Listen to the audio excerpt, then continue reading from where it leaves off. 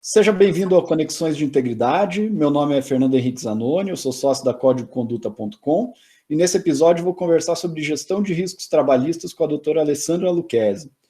A doutora Alessandra é sócia no Becker Direito Empresarial, responsável pelo comando da filial do Rio Grande do Sul, especialista em direito do trabalho, em governança corporativa e gestão de riscos e é uma apaixonada por gestão de pessoas. É diretora do Instituto Brasileiro de Governança Trabalhista, o IBGTR, membro do Grupo de Estudos Técnicos Jurídicos no Conselho de Relações de Trabalho das Indústrias do Rio Grande do Sul, conselheira do CONTRAB, Conselho Temático Trabalhista da Federação das Indústrias do Rio Grande do Sul, a FIERGS, e fundadora e mentora sênior do Women in Law Mentoring Brasil, o WLM. A Ali também foi reconhecida na edição 2019 do Anuário Análise Editorial como a advogada mais admirada na especialidade trabalhista, no setor econômico de máquinas e equipamentos e no estado do Rio Grande do Sul. E aí, Ali, tudo nos conformes? Tudo bem, Fernando. Obrigada pelo convite. Que bom estar aqui podendo falar um pouquinho sobre esse tema. Adoro. Legal, para nós é uma honra tê-la aqui, uma grande especialista do tema. Não vai rolar, não vai me chamar de doutora, né? Pelo amor de Deus. Vou te chamar de Ali. Por favor. O doutor envelhece, dá um ranço no ouvido, Deus que me... Não, sem grande formalidade. Você poderia fazer um breve resumo da tua trajetória e experiência profissional até aqui? Então, eu me formei em 96 na faculdade e logo em seguida eu ingressei num escritório trabalhista empresarial, muito tradicional em Porto Alegre. E ali eu tive o privilégio assim, de aprender um direito muito caprichoso, muito detalhista, assim, com o doutor Chiappin e com a doutora Eliana. Foi um curto período ali, eu dali saí para um outro escritório para assumir uma área completamente diferente, relacionada a fundos de investimento imobiliário, e saí desse escritório decidida, bom, agora vou abrir o meu. Isso foi em 2000. Em 2000 eu já tinha decidido, vou ser dono do meu escritório. E a área trabalhista, ela meio que me rondava, embora não fosse uma decisão objetiva de eu perseguir a área, mas algo a ver com o modo como eu me expresso no direito, acabava vindo como oportunidade. Quando a gente abre o escritório da gente, todos os advogados que estão me ouvindo vão entender, a gente aceita simplesmente quase tudo, né, que aparece. E mesmo assim havia uma tendência de atendimento de empresas e na área trabalhista. E eu fui me dedicando a isso, em paralelo, me dedicando a um projeto do governo junto à Apex, que me levava a ficar quase 6 meses por ano fora, viajando pela Ásia e pela Europa, fazendo a parte institucional de abertura de mercado de exportação de couro, que era o métier do meu pai. Então, era uma coisa muito louca. Por alguns anos, eu era advogada, com o escritório de advocacia, uma equipe trabalhando, e, ao mesmo tempo, na China, lá no fim do mundo, fazendo contato com consulado local, feiras, fazendo missões diplomáticas e comerciais, enfim. Foi bom, mas era um período meio de dramas internos, assim, meu Deus, para que lado eu vou? Eu preciso decidir, afinal, me formei em advocacia. Comecei a pensar em fazer um desligamento, encerrar essa etapa da minha vida, mas era doloroso ao mesmo tempo, né? Porque, enfim, era uma experiência extremamente positiva, né? Eu tinha contato, estava na Índia, estava na Indonésia, estava no Vietnã, estava na Itália, e esse é um contato que traz muita bagagem para a gente, né? Da gente vivenciar isso com o empresário, essas coisas que a gente não vivencia no direito propriamente dito. E aí, quando eu fiz esse coach, eu me lembro da minha coach dizendo: Alessandra, por que você quer escolher um ou outro?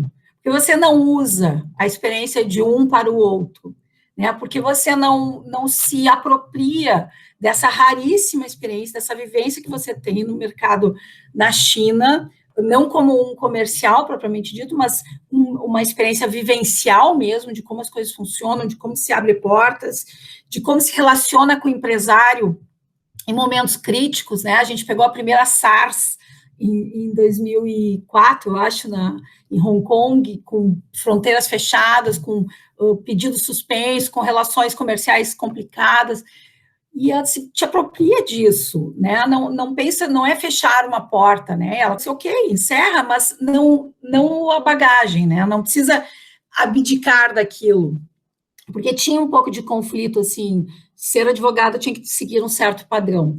E ali eu comecei a amadurecer no papel de advocacia que eu queria, que eu não sou uma advogada padrão, né? Eu não gosto de falar juridiquês, eu não consigo me imaginar fazendo, estudando só do ponto de vista acadêmico.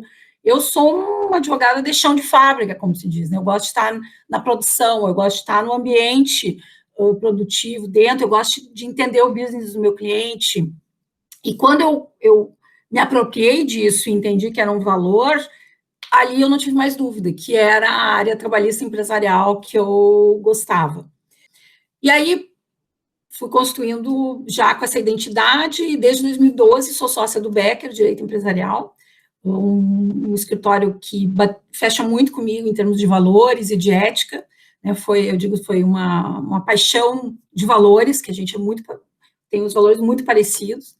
Desde 2012 estamos juntos, eu cuido da filial do Rio Grande do Sul, e que está crescendo, ontem uma equipe muito legal, muito unida aqui, que a gente brinca, que a gente se chama de timão, né, o timão aqui, embora uma seja do Grêmio e a chefe seja do Inter, a gente pratica essa relação com diversidade, está tudo certo, e estamos aí, então, cada vez mais dentro da advocacia trabalhista empresarial, mas cada vez mais distante daquilo que eu aprendi na faculdade, em termos do que é ser um advogado trabalhista.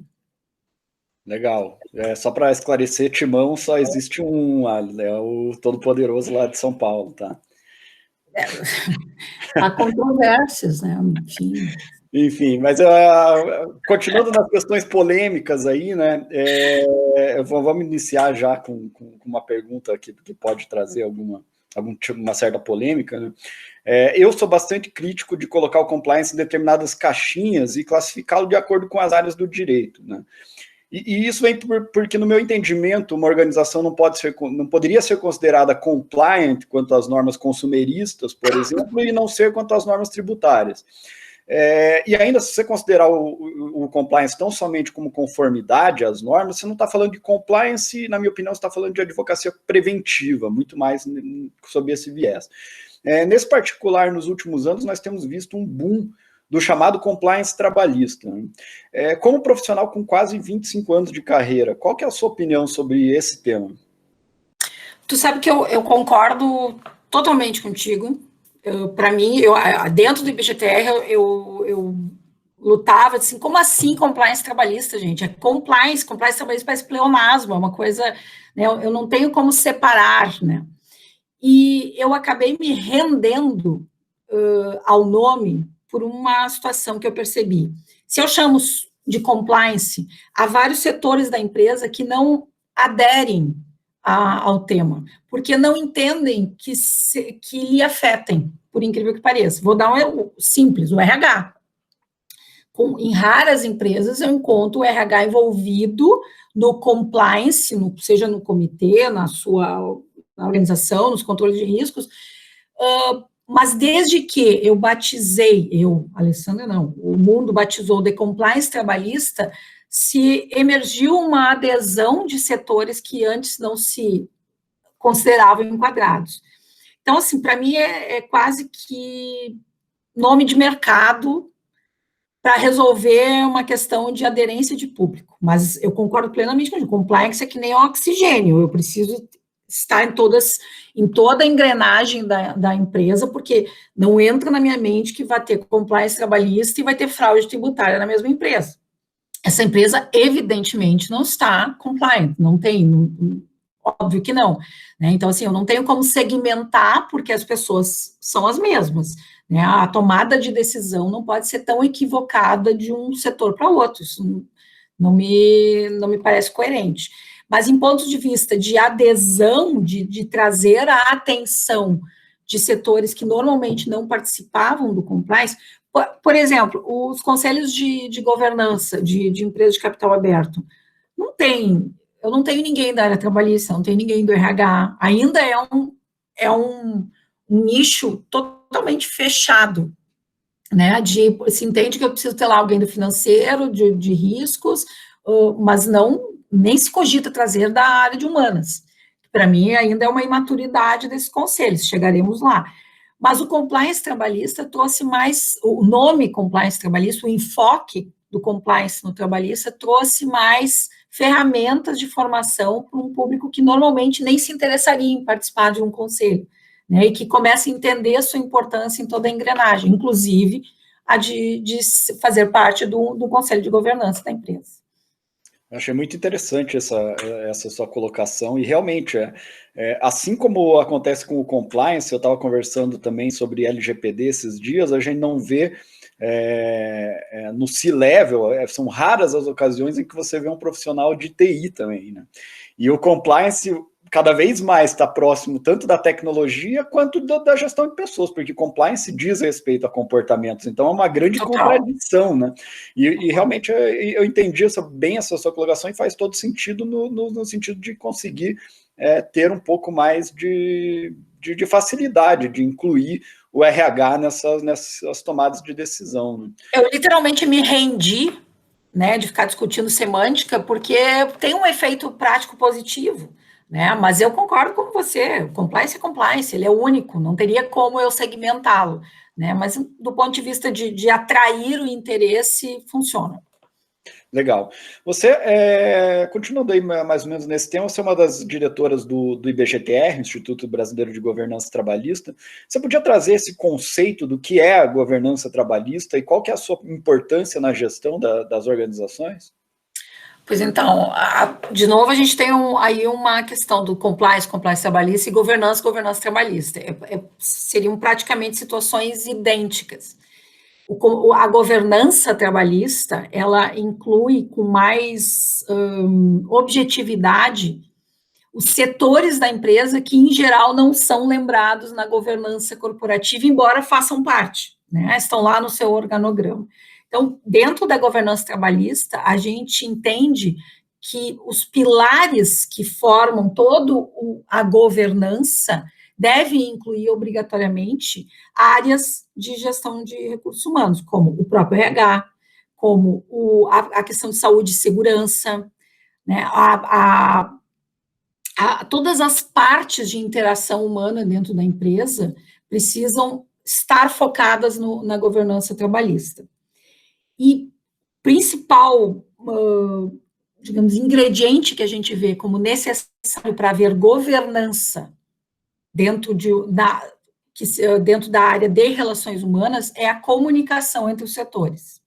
É não raro, mas assim, não raro mesmo, infelizmente, eu tenho grandes empresas em que o jurídico não fala com o RH não fala com a área de segurança, e assim nós continuamos a vida. Então, nós temos um passivo lá com 3.000 reclamatórias, que o RH não tem a menor ideia de como elas são estratificadas, a parte de segurança não interage com o jurídico, às vezes não se conhece, então, assim, é inconcebível que numa engrenagem como essa, se eu falo em governança, eu não falar em eficiência de comunicação entre as áreas. Então, a governança trabalhista, ela traz principalmente o fluxo de comunicação necessário com enfoque nas relações de trabalho. E isso envolve o financeiro, envolve a parte de toda a direção da empresa, porque não tem nenhum movimento que vá mexer em comportamento que não tenha que vir top-down, é impossível, daí é para inglês ver. E todos os setores precisam estar comunicados e bem informados de qual é o objetivo dentro da governança trabalhista naquela empresa, para eu atingir o mesmo resultado, e não cada um trabalhando na sua caixinha, sem comunicação. Então, resumo simplório para mim, a governança trabalhista é principalmente o fluxo de comunicação, informação e o alinhamento de objetivos entre todas as áreas da empresa, com enfoque nas relações de trabalho. É muito, muito interessante. Eu compartilho do mesmo entendimento. Nós também temos visto que a grande dificuldade nas empresas diz respeito exatamente à questão da comunicação, da departamentalização assim dos temas, né? E às vezes a própria empresa, sem querer, incentiva uma linguagem de competição entre os departamentos, e isso é meio estranho até, né? Você falou bastante em time ali no começo, são raras as ocasiões em que você vê departamentos diferentes agindo como um mesmo time, né? Exatamente. E até os métodos de premiação das pessoas, ela ainda privilegia o comportamento individual, né? A comissão, ainda que não seja um prêmio, seja salário, mas a comissão é uma forma de eu identificar a produtividade de um ser único, né? E ele, um empregado comissionado, ele faz o que for preciso para atingir aquele objetivo, inclusive de passar por cima do colega. Então, assim, quando eu instauro esse tipo de política na minha empresa, em que vou privilegiar o resultado de um e não de todos, é um tiro no pé, óbvio, perfeito. E eu vejo como é difícil de mudar esse tipo de cultura nas empresas, né? De premiar o indivíduo e não a equipe, não, e assim, não tem como trabalhar separado, é impossível, não sobrevive, não temos, é mais custoso, é mais demorado qualquer processo em que for individualizado dentro de uma empresa. É isso mesmo.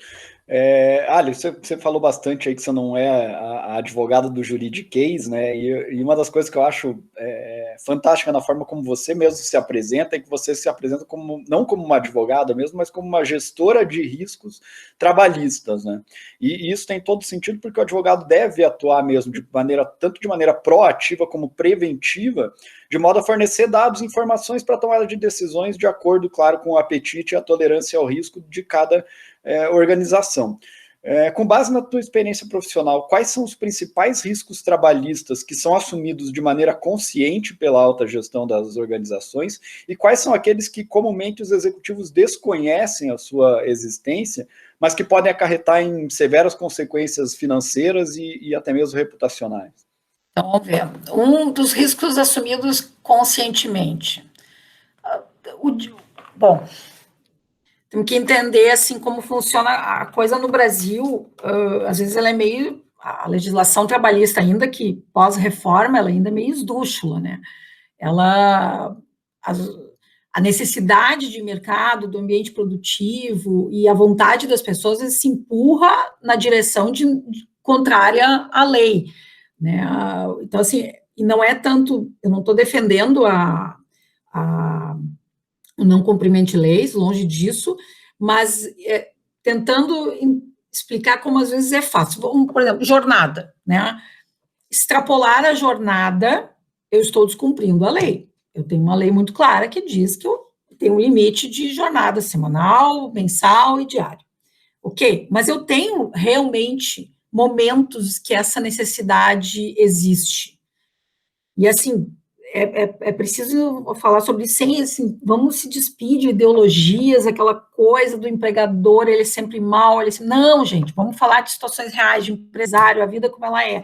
Eu preciso, agora, por exemplo, eu tenho empresas que ficaram fechadas, estão reabrindo e, de repente, tem um boom de demanda acontecendo, sendo que a legislação está dizendo que eu só posso abrir com 50% do meu efetivo por uma questão de prevenção, de controle da disseminação do vírus.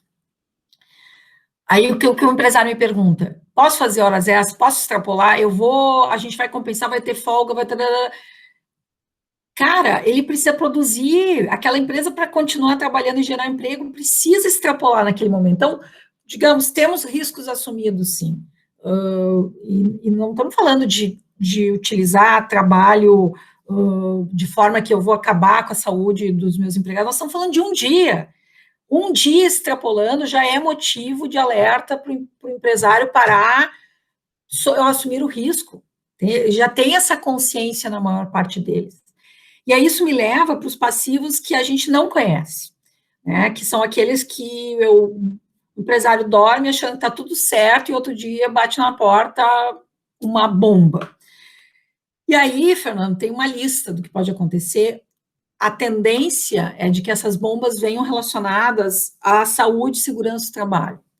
E dentro desse segmento, eu coloco as questões de assédio moral, assédio sexual. Não tem mais como as empresas não olhar para isso muito seriamente, né? Porque elas custam caro não só em dinheiro, custam caro em imagem, custam caro em desgaste de energia dentro da empresa, em clima organizacional. Então, assim, hoje é o passivo oculto, entre aspas, que para mim mais pesa nas empresas, né? Sem falar de um acidente mesmo, né? Um acidente com óbito é o pior que pode acontecer numa empresa, ou com uma amputação de membros, enfim, eu acho que é o pesadelo de qualquer empregador, de qualquer empresário, é passar por isso. Então, a parte de segurança, ela precisa estar sempre muito saliente na cultura de gestão de riscos, porque é muito ruim. Eu não vejo nenhum empresário dormindo tranquilo, sabendo que seus empregados estão correndo, quer dizer, os que eu lido, né? Enfim, seriam o que me ocorre, assim, que é o que tira o sono, e dos passivos ocultos estão relacionados às doenças, a comportamento e acidente de trabalho. Nossa, tocou em dois assuntos bem interessantes, né? Diz respeito a você ver o compliance puramente como conformidade, que é algo que a gente mencionou anteriormente, né? Então, não é porque uma empresa não está observando uma determinada norma que ela não é compliant, né? Desde, claro, que ela não, que o executivo não haja de má fé mesmo, né? Isso. Às vezes há necessidade para a própria continuidade do negócio, como você mencionou, né? É importante que você identifique, analise e mitigue, na medida do possível, esse risco, digamos, trabalhista que você pode ter dentro da tua organização, né? E outro aspecto aí que você comentou, esse é um passivo bastante perigoso, a questão relacionada a assédio moral, questões da própria diversidade dentro das organizações, porque cada vez mais, e eu tenho debatido muito a questão das ODS com alguns colegas, a sociedade está mais crítica, né? Então a tua reputação, ela está muito sujeita a ser maculada por um comportamento bobo, às vezes, de um executivo ou até de um colaborador teu, né? Exatamente. Hoje tem um crescimento de requisitos para uma empresa ser considerada eticamente atualizada, vamos dizer assim. A questão, eu não posso ser só uma empresa não racista, eu preciso ter políticas antirracistas. Eu não posso só dizer que eu não discrimino na contratação, eu preciso ter políticas assertivas de diversidade de gênero, de raça, né? Então, assim, o público está muito mais exigente, e o público interno, né? Eu, um jovem com 20 e poucos anos buscando mercado, eu vou olhar isso, aonde eu quero trabalhar, né? Se essa empresa tem se valida publicamente as suas políticas de diversidade, de inclusão, enfim, tudo que a gente considera correto hoje em dia. Hoje, eu até li esses tempos atrás um artigo que o cara falava que antigamente as empresas contratavam braços, depois elas passaram a contratar cérebros, e hoje elas contratam corações, né? Então você tem que realmente incentivar ali dentro da tua organização, e é o famoso walk the talk, né? Não é só falar, mas é agir de acordo com aqueles teus preceitos, né? A gente tem visto, né, que nos processos de recursos humanos, infelizmente, podem ocorrer uma grande quantidade de fraudes, né, seja na seleção ou no desligamento dos profissionais, no pagamento de reembolsos ou até adiantamento de despesas, e até na própria folha de pagamento. Nós já verificamos na nossa situação na Código de Conduta, por exemplo, venda de vagas para candidatos por profissionais da área de recursos humanos, pagamento de benefícios a funcionários que já haviam sido desligados da organização, entre outros casos, né? Falando de boas práticas, quais, na sua opinião, são as políticas e os controles internos mais importantes a serem implementados nas organizações que estejam relacionados com a mitigação dos riscos trabalhistas? Inúmeros. Eu preciso, que são etapas, né? Eu preciso ter o ambiente de controle, né? Instaurar isso, estar na cultura da empresa. eu preciso ter o gerenciamento de riscos, né? Eu preciso, de novo, é um desenvolvimento de cultura, preciso sentar com cada tomada de decisão, ainda que pareça burocrático, não deve ser, tem que ser rápido, mas eu tenho que prever o que pode dar errado, eu preciso saber o que eu quero, qual é o atingimento, né? O que precisa dar certo. Eu vejo uma dificuldade muito grande das empresas de fazerem isso como num fluxo automático, num fluxo normal, né? A avaliação de risco não entra. Ou ela está, de novo, isolada, né? O RH está lá pensando sozinho, a controladoria pensando sozinho. Daí eu começo, bom, eu preciso informar, eu preciso comunicar às pessoas dos meus controles de qual é a cultura esperada, qual é o resultado esperado das nossas ações, os valores, isso é importantíssimo. Uma empresa precisa ter os seus valores bem definidos e saber o que é inegociável. Quando eu escrevo as regras de ouro, quando a empresa entende os seus valores inegociáveis, fica muito mais fácil de eu tomar decisões. Porque se aquilo é inegociável, dá um exemplo prático. A gente atende um cliente que tem lojas no Brasil inteiro e, seguidamente, os gerentes ligavam para o escritório com a mesma situação. O meu empregado agrediu o outro. Público interno jovem, com uma rotatividade alta. Tá, é justa causa. E a gente meio que dava resposta, né, para eles, considerando que a gente conhecia a orientação que vinha de cima. E eu disse para a equipe, não, gente, vamos parar de dar resposta, agora nós vamos começar a provocar pergunta para eles, porque não é possível, eles não estão aprendendo, né? Cada vez que acontece algo assim, nós estamos falando de quase 20 mil empregados, então as ocorrências eram grandes, e aí a gente perguntava de volta, a empresa permite violência entre empregados? Não. Nós negociamos essa regra, ou seja, nós aceitamos em alguma situação que outro bata em alguém? Não. Então, é justa causa, né? É justa causa. Tinha que provocar, porque parece que não entrava. E eles começavam do zero a cada situação. Então, a questão de educar adultos é uma das práticas que as empresas vão ter que assimilar. Gente, não adianta. Não presumam que ninguém está conhecendo o que acontece. Educar adultos é um trabalho contínuo e não acaba nunca. Eu acho que até o Leandro Carnal que fala isso, de ele ter descoberto lá pelos seus 50 anos que educar adultos é a grande atividade hoje, né? Porque não dá para presumir que as pessoas entenderam o que elas têm que fazer ali e o que se espera delas. Tem que dizer, tem que desenhar. Outra, monitorar. Eu preciso monitorar. Esses tempos eu ouvi acho que foi o Clóvis de Barros, dizendo uma experiência dele na Suíça, em que as pessoas que têm uma banca de jornal de madrugada aberta, com uma caixinha de dinheiro, você compra o seu jornal, você pega o troco, e ele ficou olhando onde é que estavam as câmeras, né, e ele sentiu falta de ser vigiado.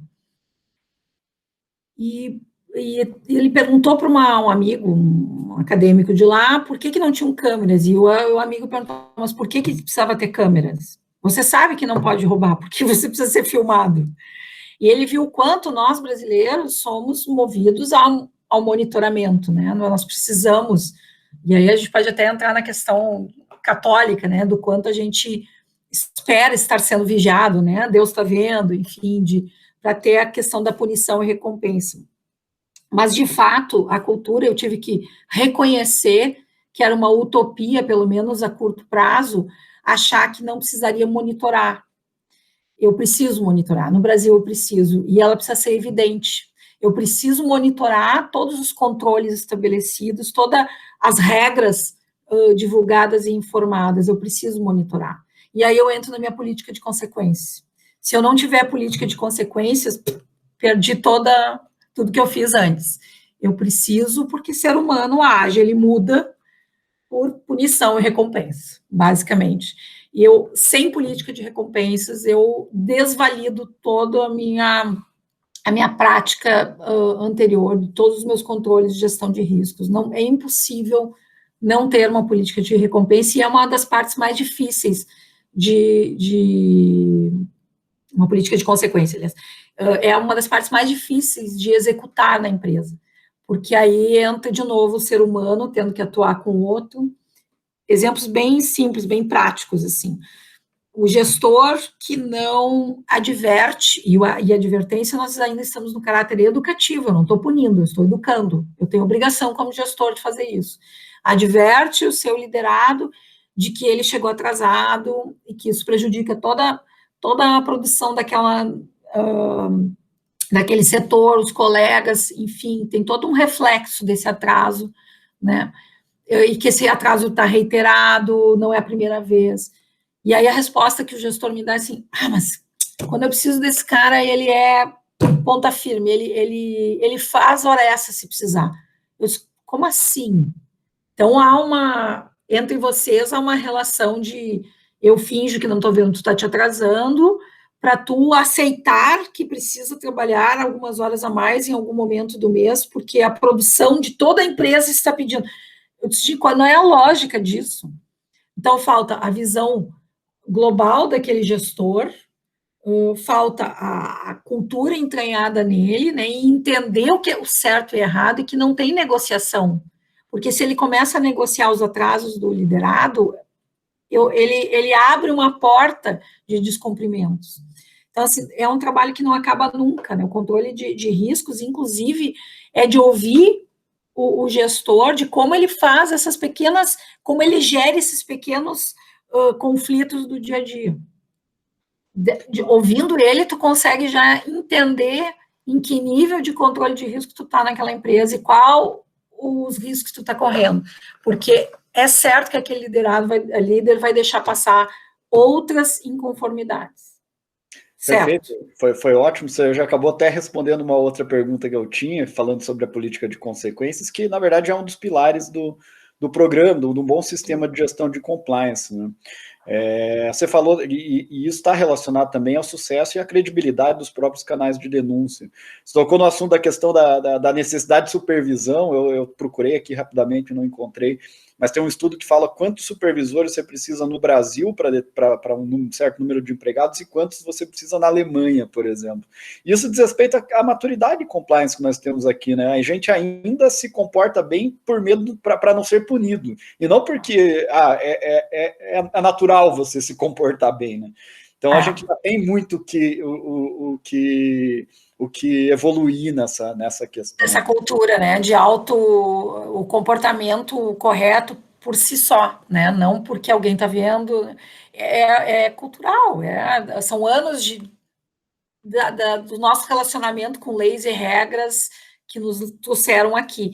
E isso que tu falou, de quanto precisa de supervisão na Alemanha, quanto precisa no Brasil, é um dos elementos que nos traz problemas de investimento econômico, porque uma operação no Brasil, ainda com o mercado gigantesco que a gente tem, com uma mão de obra farta, ela é custosa por vários aspectos, né? Justamente, esse é um, então, assim, amadurecer nesse quesito também vai nos trazer outro patamar de concorrência econômica perante o mundo, né? Mas falta muita reflexão ainda para isso. Excelente. Para a gente terminar, Ali, muito tem se falado em due diligence pessoal, background check, na contratação de colaboradores, né? Mas como não ultrapassar limites como um potencial empregador em caso de busca de referências pessoais, considerando decisões até que a gente já viu proferidas pelo Judiciário Trabalhista, nas quais informações negativas contra o trabalhador ensejaram danos morais quando comprovadas? Pois esse é um tema bem polêmico. Eu tenho setores que são exigidos em alguns aspectos que tem assim, uma due diligence muito mais aprofundada do que o normal.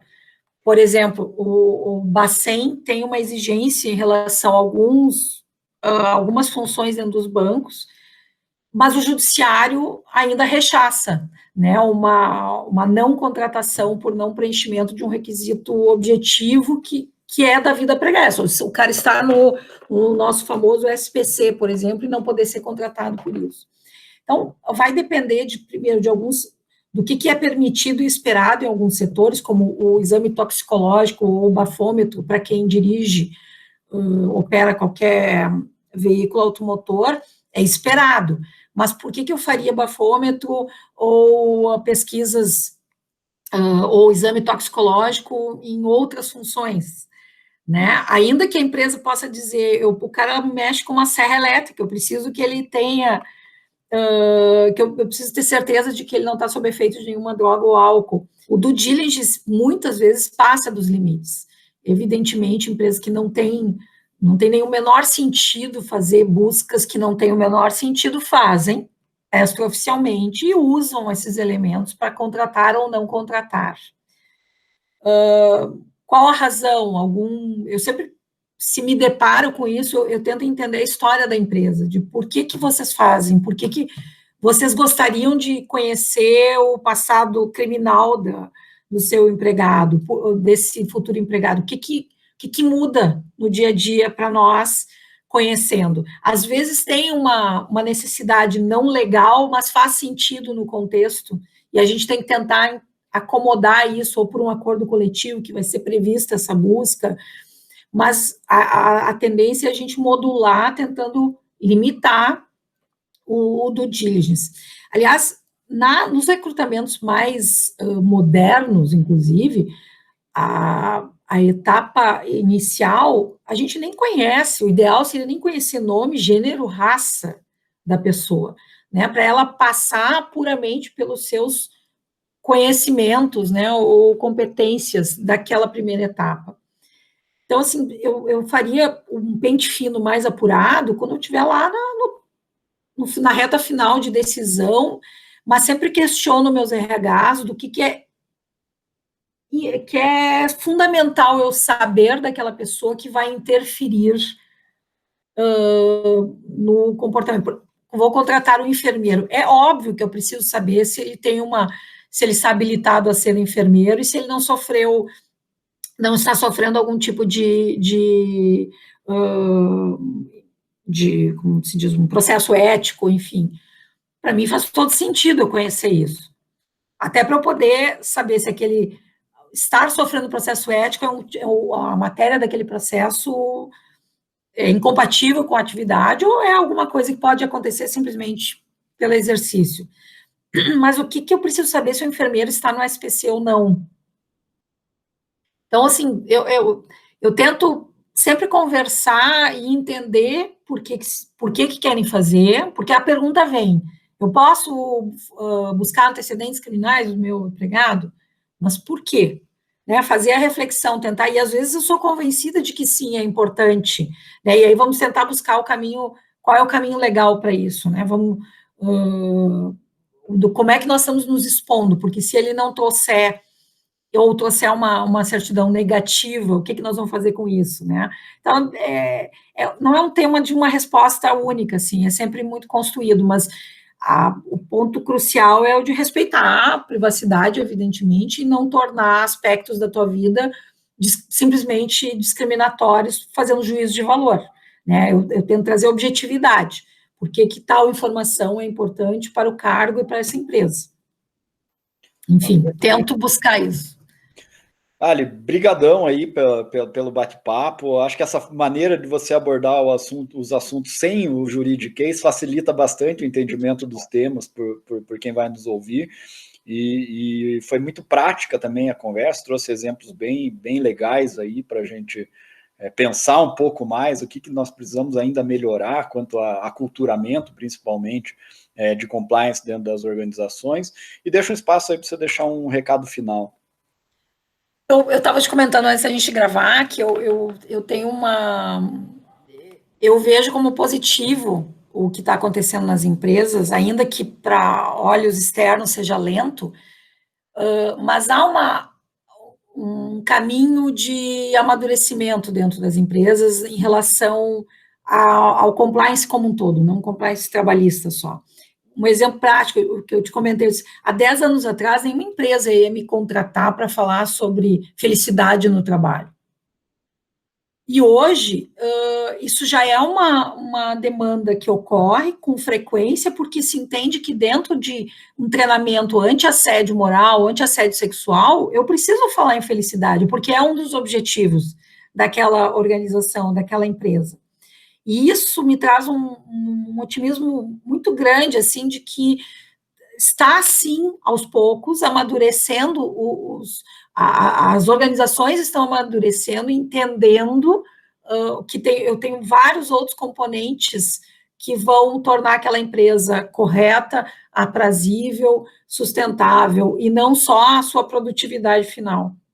Então, e tem um enfoque muito grande no capital humano, né? Ainda um longo caminho a percorrer, não tenho a menor dúvida, mas eu vivencio na prática, com clientes, com empresas de todo o Brasil, essa vontade de querer ter uma empresa que tenha um ambiente de trabalho legal, moral, ético, cada vez mais. Então, eu fico com muita satisfação pessoal, assim, de ver esse crescimento e cada vez mais abertura para fazer trabalhos falando sobre feminismo e machismo. O que uma advogada vem falar sobre isso aqui? Mas tem tudo a ver com o ambiente de trabalho, tem tudo a ver com assédio moral e assédio sexual. E grandes empresas, ou pequenas ou médias, mas se abrindo para essas falas, se abrindo para ouvir e para permitir que seus empregados ouçam. Para mim, tem luz no fim do túnel. Então, estou esperançosa. Obrigada, Fernando, pela oportunidade. Só, quando quiser, é só chamar. Opa, com certeza bateremos outros papos aí. Muito obrigado, Ali. Até a próxima. Beijo.